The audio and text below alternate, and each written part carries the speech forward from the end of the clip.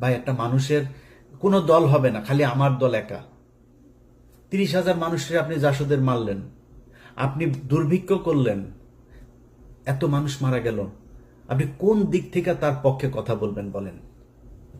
তারপর ওই যে 7ই মার্চের ভাষণ শুনলে আমার নিজের লোম দাঁড়ায় যেত ভাই। ছোটবেলায় আস্তে আস্তে, বিশেষ করে কয়েকটা বই পড়ার পরে ভাই আস্তে আস্তে বুঝলাম ঘটনা তো আসলে অন্য কিছু।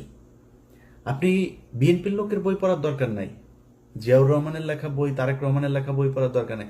আপনি মেজর জলিলের বইগুলো খালি পড়েন, ছোট ছোট চটি বই, অরক্ষিত স্বাধীনতায় পরাধীনতা সহ 3-4টা বই আপনারা পড়বেন, পিডিএফ আছে।